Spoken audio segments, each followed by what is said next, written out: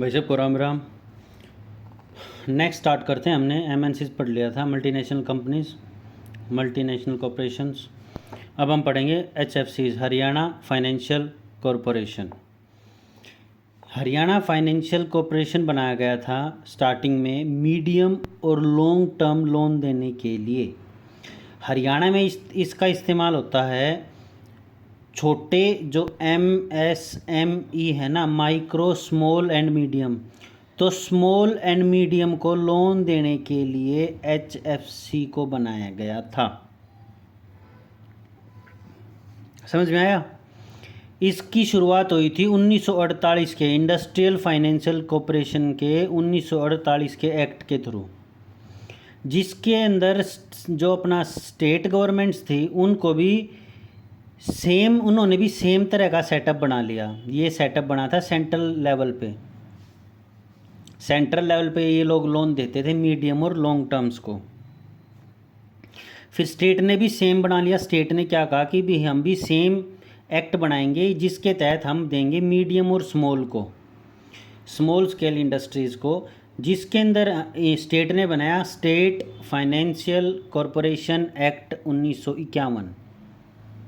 ठीक है, इसके अंदर क्या प्रावधान दिया कि ये मीडियम और स्मॉल स्केल इंडस्ट्रीज़ को लोन देगा।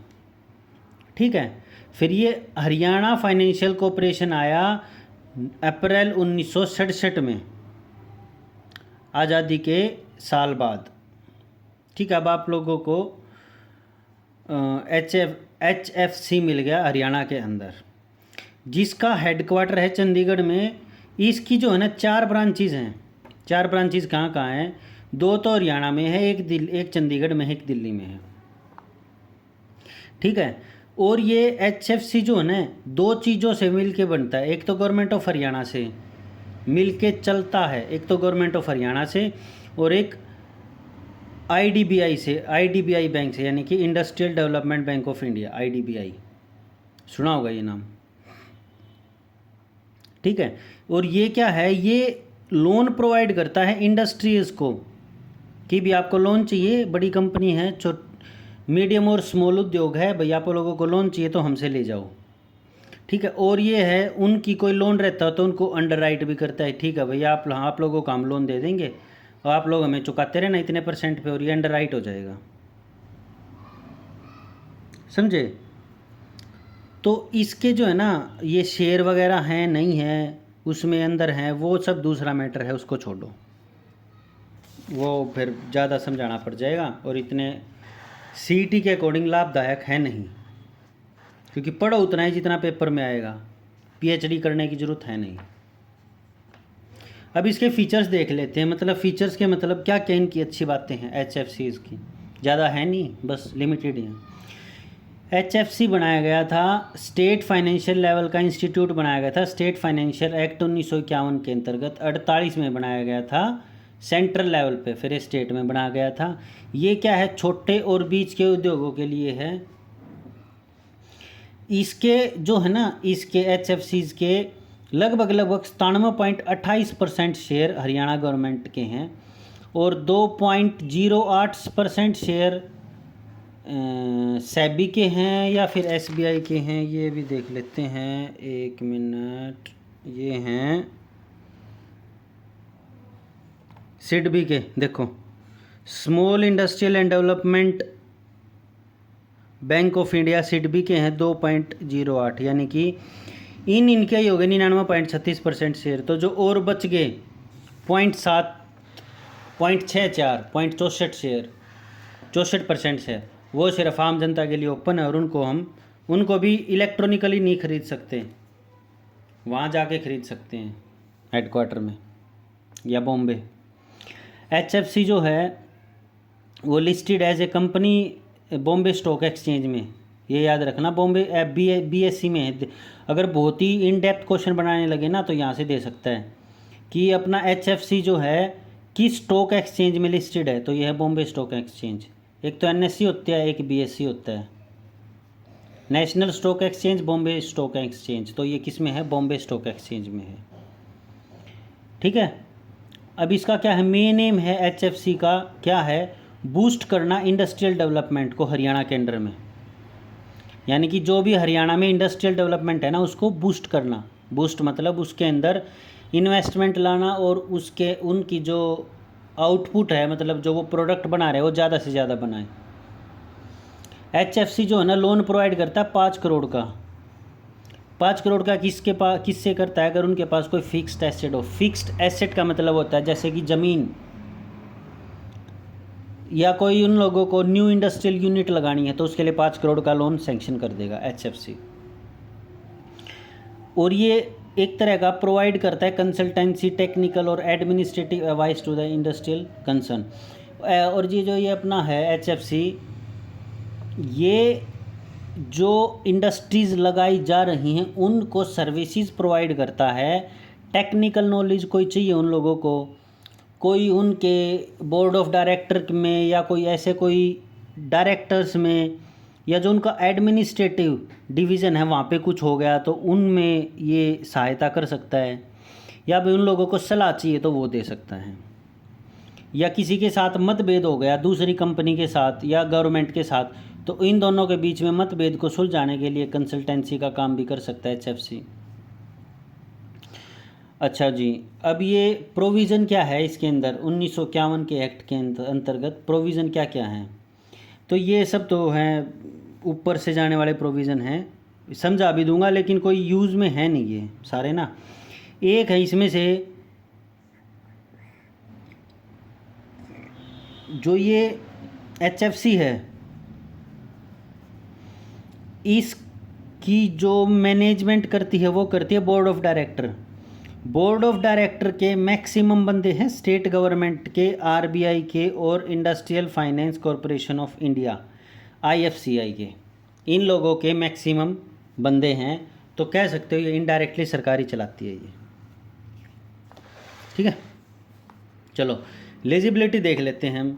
एलिजिबिलिटी मतलब लोन को लेने के लिए क्या क्या चाहिए, हमारे पास क्या क्या होना चाहिए।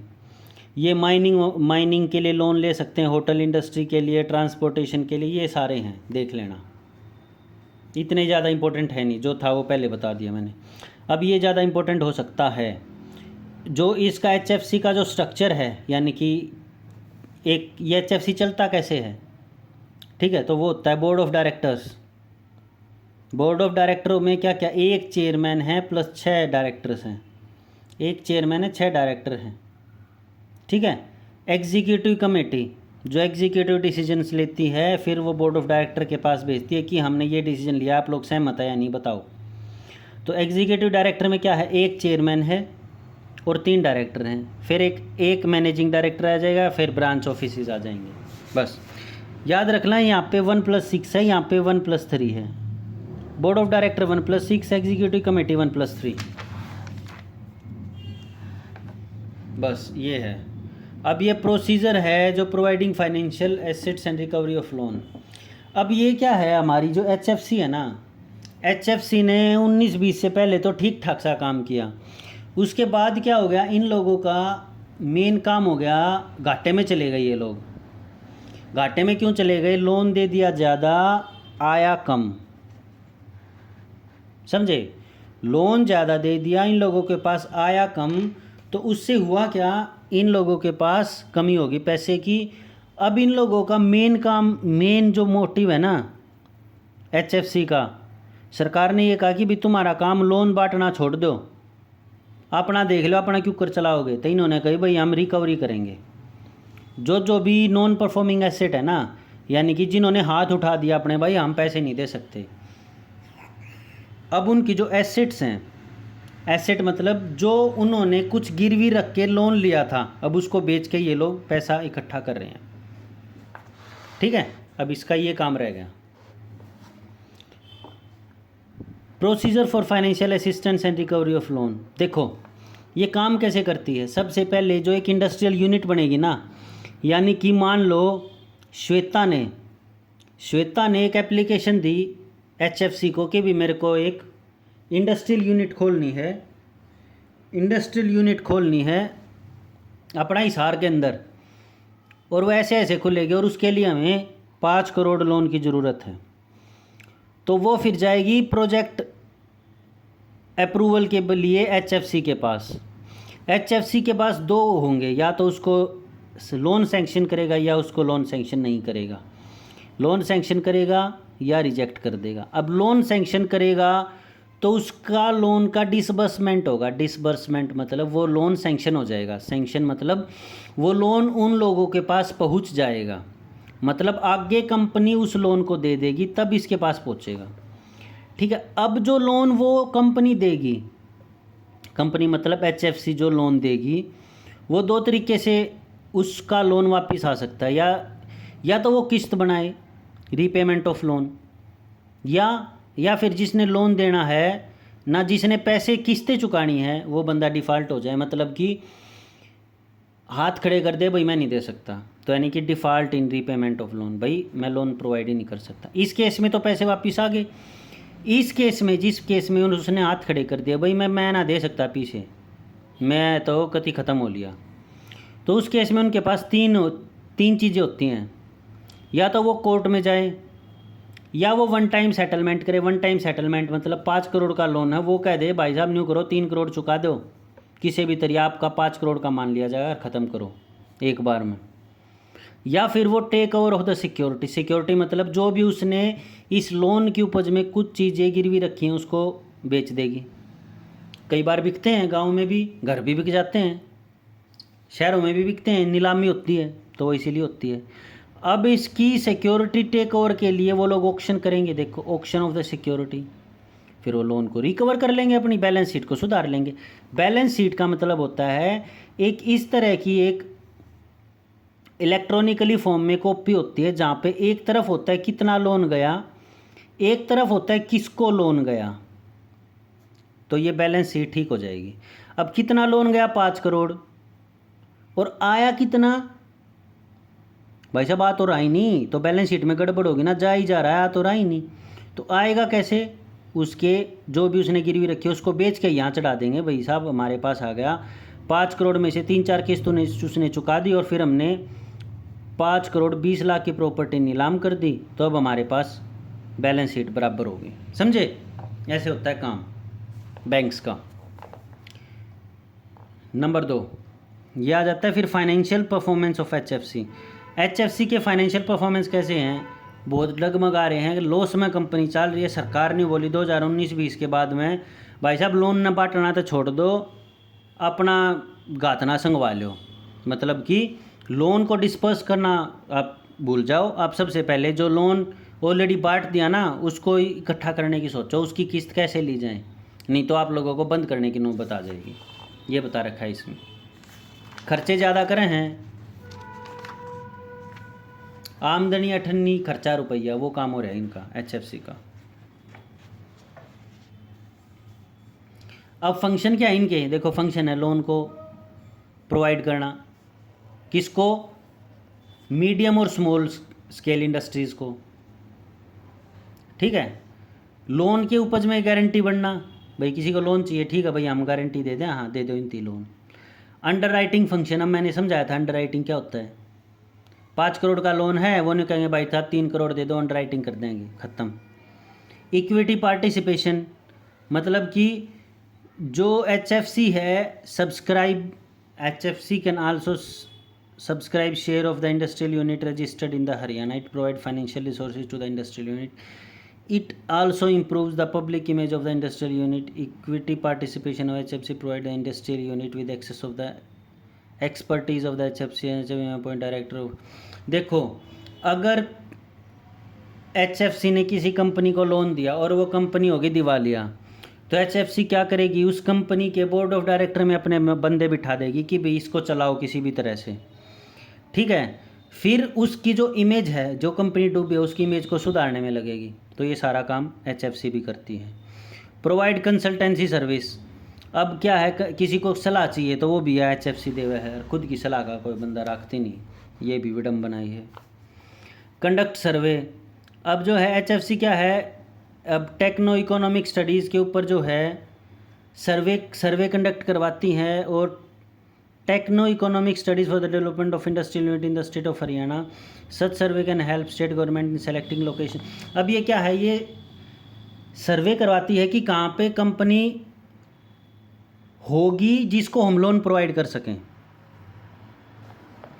ये अदर फंक्शन से यही सब है। फेलियर क्यों हुई?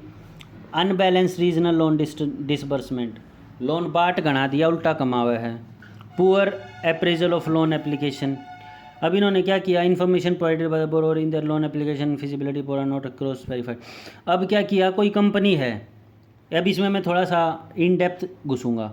कोई कंपनी है, उस कंपनी ने कहा कि भी हमारा हेडक्वार्टर है पंचकुला में, सेक्टर 19 में, और HFC के पास चला गया कि भी हमारा हेडक्वार्टर यहाँ पे, हम इतनी इतनी मेजरमेंट यूनिट है, इतने इतने बंदे लगे हुए हैं, 2000 बंदे लगे हुए हैं, और इतनी इतनी प्रोडक्शन है, और आप हमें इतना 5 करोड़ का लोन सैंक्शन कर दो, हमें प्रोडक्शन इंक्रीज़ करनी है, बंदे और हायर करने हैं। तो बोला ठीक है हम कर देंगे। उन्होंने सीधा लोन सैंक्शन कर दिया। उन्होंने क्या किया, वेरीफाई नहीं किया। पता लगा सेक्टर 19 का गोदाम तक ही खाली पड़ा है। ऐसी कंपनीज को कहते हैं शेल कंपनीज। इन लोगों ने इसकी उपज में, इस फैक्ट्री की उपज में इनको 5 करोड़ रुपए दे दिए, और इन्होंने ये 5 करोड़ रुपए गलत चीज़ में लगा दिए, और यहाँ पे फैक्ट्रीज है नहीं, तो इन्होंने क्रॉस वेरीफाइड किया ही नहीं। तो यानी कि poor appraisal of loan application, मतलब कि रीवेरीफाइड नहीं करते चीज़ों को। पुअर मॉनिटरिंग ऑफ लोन, अब फिजिकली इंस्पेक्शन नहीं करते, जिसने पैसे ले रखे हैं उसके पास जाके नहीं देखते, भाई साहब आपका काम चाल भी रहा है, हक ना कि तले हमारे रुपये का गुज जाओ। ठीक है। High personal and administrative expenses, अब इनके खुद के खर्चे तो इतने हैं, इनका लोन कितना ही दे लें, उनकी किस्त भी कम पड़े हैं इनके खर्चे आते ही। Non renewable of insurance of security, अब जो भी ये देते हैं उसकी, जो भी ये लोन देते हैं उसकी उपज में कोई गारंटी के तौर पे इतना अच्छा चीज़ नहीं रखते कि इसको बेच के और उनकी किस्त पूरी हो सके। अब कोई चीज़ लोन बांटेगी तो उसमें पॉलिटिकल इंटरफेरेंस भी होगा।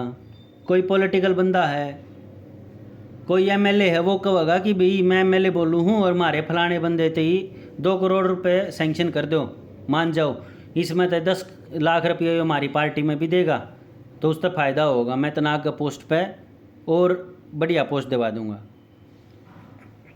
समझे, ऐसे होता है political interference. Non professional management, poor recovery of depth, मतलब जो लोन बांट दिया उसकी रिकवरी करते नहीं, बहुत कम करे हैं।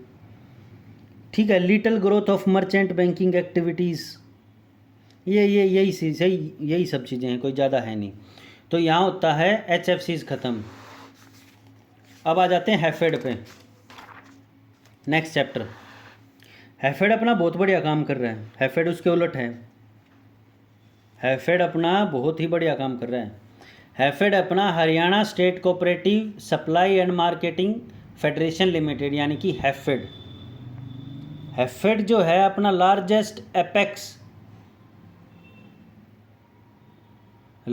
एपेक्स का मतलब है सबसे बड़ी, अब ये एक अच्छी टर्म आई है, कोऑपरेटिव फेडरेशन। कोऑपरेटिव फेडरेशन मतलब होता है जो स्टेट और सेंटर आपस में रिलेशनशिप बना के चले, उसको कहते हैं cooperative federation of Haryana state. मतलब कि जो ये हैफेड है ये हरियाणा में नहीं, ये नेशनल लेवल पे भी काम करता है, यानी कि ये इंडिया लेवल पे भी काम करता है। मतलब इसकी शाखाएं वेस्ट बंगाल, हिमाचल प्रदेश, यूपी, गुजरात, इन स्टेट्स में भी हैं।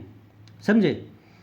हैफेड बेसिकली काम करता है, लीडिंग रोल्स करता है सप्लाई करने में, एग्रीकल्चर की जो है ना वो सप्लाई करने में। जैसे कि किसी खेत में फर्टिलाइज़र की ज़रूरत है तो उसको वहाँ पे फर्टिलाइज़र पहुँचा देगा, NPK।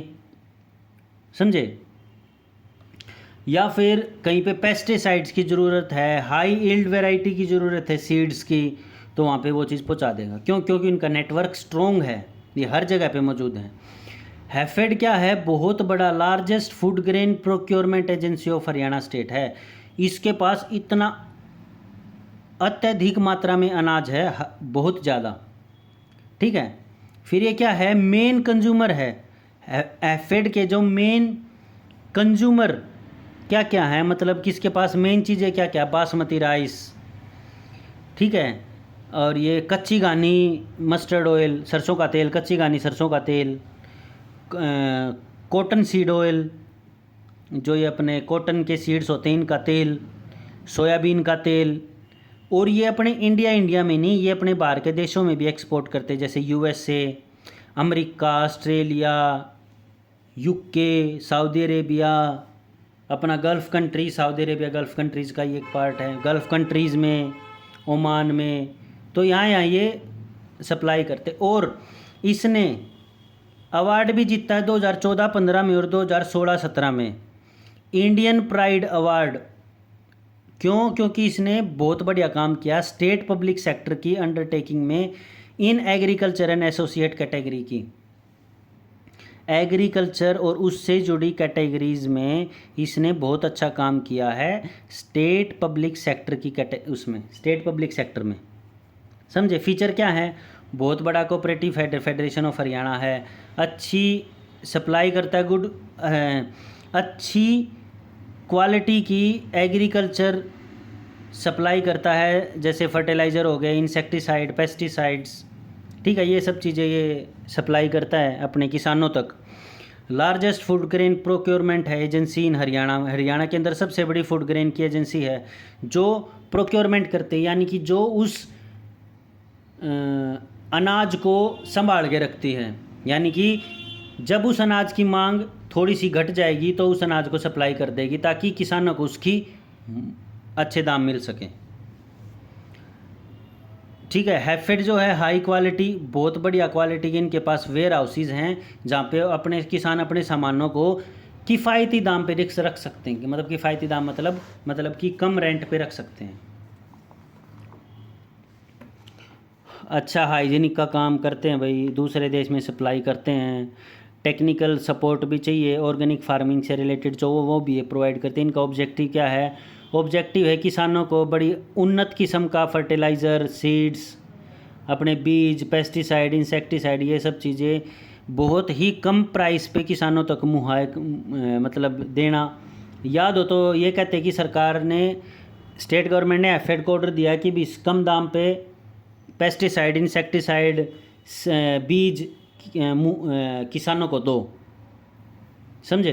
तो ये हैफेड काम करता है, अरेंजमेंट करता है मार्केटिंग की, मार्केट करता है इनके लिए, साइंटिफिक मैनर में सरप्लस फूड को स्टोर किया जाता है, मतलब साइंस जो भी साइंटिफिक वे होता है उसके अकॉर्डिंग फूड को अच्छे लेवल पे स्टोर किया जाता है, स्वच्छता बनाए रखी जाती है, हाइजीनिक बनाए रखा जाता है, ऑर्गेनिक फार्मिंग को प्रमोट करता है हरियाणा के अंदर ये।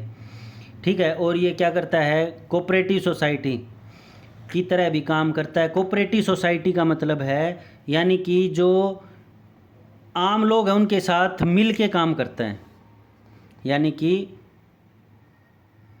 कृषक भारती कोऑपरेटिव लॉन्च और IFFCO, Indian farmer fertiliser cooperative limited, इन जैसी सोसाइटीज़ के साथ मिलकर ये काम करता है।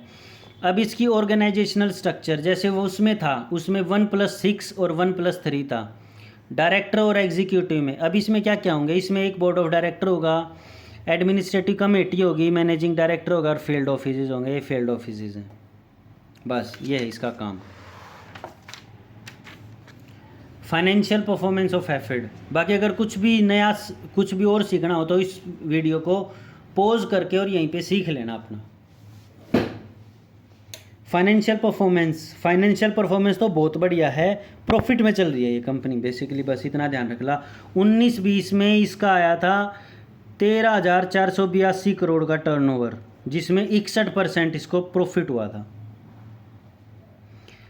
और इसका फंक्शन क्या क्या है?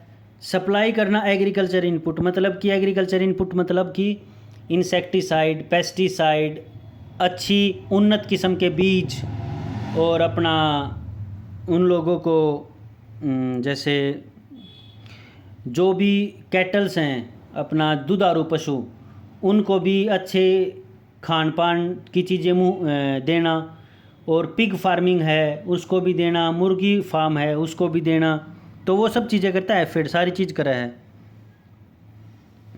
और जैसे डीएपी प्रोवाइड करना ग्लोबल टेंडर के लिए, डीएपी की फुल फॉर्म होती है डाई अमोनिया फॉस्फेट, एक फर्टिलाइज़र होता है ये। और क्या होता है इसका काम? Food grains, procurement of food grains, ये क्या करता है, ये सेंट्रल लेवल पे भी फूड्स की प्रोक्योरमेंट करता है।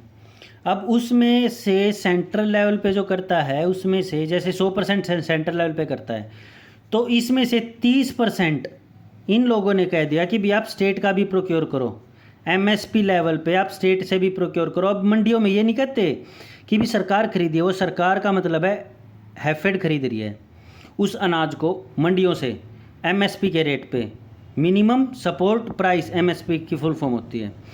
तो ये 30% क्या कई बारी बढ़ के 40% भी हो जाता है, कोई बड़ी बात नहीं, 42 भी हो जाता है, समझे। तो उसमें क्या कहती है सरकार की भी और थोड़ा सा कलेक्ट कर लो, कोई बात नहीं और थोड़ा सा कर लो, तो उससे किसानों को फ़ायदा हो जाता है।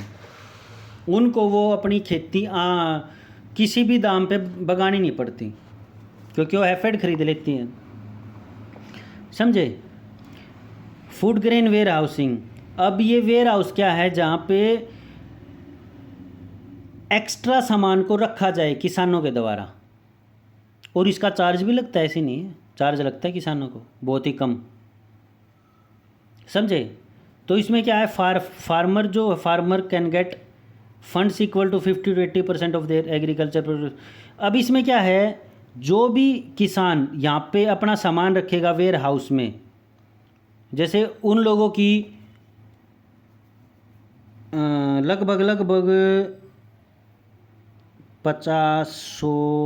200 मन अनाज निकल गया, ठीक है, 200 क्विंटल अनाज निकल गया, तो 200 क्विंटल को कहाँ रखेंगे भाई, कहीं भी नहीं रख सकते। तो वो क्या करेंगे, वो इस 200 क्विंटल अनाज को वेयर हाउस में लेके जाएंगे हैफेड के में, और उनको कहेंगे कि भी आप हमारा अनाज लिख लो और हमें इसकी उपज में लोन दे दो। अगर हमने लोन नहीं चुकाए तो आप हमारी ये रख लेना जो भी है, गेहूँ है या फिर जीरी है, कुछ भी है, और अगर हम आ जाते हैं तो हम आपका लोन वापस दे देते हैं, तो आप हमको ये जीरी दे देना हमारी, और हम इसको आपको ही बेच देंगे, समझे। ऐसे ऐसे काम होता है। एग्रो प्रोसेसिंग में होता है जैसे कि अब जो अपना हैफेड है वो बहुत सारे तेल भी रखता है, जैसे कि सोयाबीन, कॉटन सीड, मस्टर्ड। अब इसका उसमें से सबसे बढ़िया है कच्ची घानी, सुना भी होगा, ये हैफेड का कच्ची घानी सरसों का तेल बहुत ही ज़्यादा पॉपुलर है, इसकी मांग विदेशों में भी है। अब इसकी की हैफेड का जो शुगर एग्रो प्रोसेसिंग का मतलब है कि ये यहाँ पे अपनी अनाज की प्रोसेसिंग करके उसको फाइनल प्रोडक्ट में तब्दील कर देते हैं। यानी कि आप यहाँ पे सरसों लेके आए, उसने इस सरसों को प्रोसेसिंग करके उसका तेल निकाल दिया, अब उसको मार्केट में बेचेंगे, समझे, ये काम है। तो इसको कहते हैं एग्रो प्रोसेसिंग। अब इसी में इन लोगों ने एक हैफेड शुगर मिल है असंध का, करनाल में सबसे बड़ा है, one of the top sugar mills में आता है ये हरियाणा की। कहाँ पे, हैफेड शुगर मिल असंध करनाल में। और एक है हैफेड का ही सीड प्रोसेसिंग प्लांट गन्नौर के सोनीपत में। हैफेड का सीड प्रोसेसिंग प्लांट है सोनीपत के गन्नौर में, यानी कि गन्नौर डिस्ट्रिक्ट सोनीपत में, ठीक है। अब ये है मार्केटिंग ऑफ कंज्यूमर प्रोडक्ट्स। अब जो भी हमारा प्रोडक्ट होगा ना, आम किसानों का, उस प्रोडक्ट की मार्केटिंग भी करेंगे। मार्केटिंग मतलब इनका ग्रास रूट लेवल मतलब बिल्कुल धरातल पे बहुत बढ़िया बंदे बैठे हैं जो हमारे प्रोडक्ट्स को वहाँ पे बेच देते, किसानों के प्रोडक्ट को। जैसे देसी चीज़ होगी, देसी आटा हो गया, cotton sugar, soybean oil, sugar, अपना ये टर्मरिक, हल्दी, ठीक है। तो ये नेटवर्क के थ्रू यहाँ पे बेच देते हैं। इनके डीलर्स बैठे हैं हरियाणा, दिल्ली, यूपी, पंजाब, जम्मू कश्मीर, वेस्ट बंगाल, कर्नाटक, मतलब पूरे देश में फैल रहे हैं। तो वहाँ पे मार्केटिंग स्किल से अपना बेच देते हैं, ठीक है। अब ये क्या है, ऑर्गेनिक फार्मिंग में HFC हो गया ना, हैफेड चल रहा है। ऑर्गेनिक फार्मिंग का भी हैफेड ने क्या कर रखा है, 250 एकड़ ज़मीन ले रखी है, स्पेशली बासमती चावल और देसी वीट उगाने के लिए ऑर्गेनिक फार्मिंग में क्या है, ऑर्गेनिक फार्मिंग में है कि इसमें जो अपना फर्टिलाइज़र पड़ते हैं ना, जो नुकसानदायक होते हैं, उनको नहीं डालते और देसी तरीके से ये उगाते हैं। तो इन लोगों ने एक कंपनी के साथ भी कर रखा है टाई अप, जो उसको कहते हैं ये धरानी सुफलम यानी कि ऑर्गेनिक प्रोड्यूसर ग्रुप है, और एग्रीकल्चरल फाइनेंस कॉरपोरेशन लिमिटेड ये एक ग्रुप है। इन दो के साथ मिलके ये ऑर्गेनिक फार्मिंग भी कर रहे हैं। एक्सपोर्ट है, बाहर के देशों में एक्सपोर्ट करें, अभी पीछे बताया था। मेगा फूड पार्क ये लगाते हैं IMT रोहतक में। कभी अगर रोहतक आओ तो एक बारी सर्च कर लेना IMT रोहतक में फूड पार्क कब लगता है और घूम के जाना, बड़ा अच्छा है। IMT मतलब इंडस्ट्रियल मॉडल टाउनशिप रोहतक के अंदर ये लोग मेगा फूड पार्क भी लगाते हैं 50 एकड़ में। चलो भाई, बेसिकली अब कंक्लूजन ये है कि हैफेड बहुत ज़्यादा ज़रूरी है किसानों की आय को दोगुना करने के लिए। अब अपना आराम से पढ़ो, ये दो चीज़ें होगी। अब एक रहेगी HKVIB खाद्य उद्योग। अब खाद्य उद्योग आज ही आ जाएगा, इसका भी next part. So all the very best, और अपना अच्छे से पढ़ो। और अगर लेक्चर पसंद आया तो भाई लाइक कर देना और चैनल को सब्सक्राइब कर लेना, ताकि आने वाली वीडियोस आप तक पहुंच जाएं और CET मेन से पहले आप उन वीडियोस को देख सको। मैं ये चीज़ें बीच में इसीलिए नहीं बोलता क्योंकि मैं नहीं चाहता कि आप लोगों का रिदम बिगड़े। लास्ट में इसीलिए बोलता हूँ, वीडियो हो गई, अब अपना एक बारी रिवाइज़ कर लेना, और अगर कुछ चीज़ें रह गई हों तो उसको बता देना। अगर वीडियो नहीं पसंद आई हो तो सजेशन दे देना या वीडियो को अनलाइक कर देना, कुछ भी करके ज़रूर जाना। So all the very best and signing out.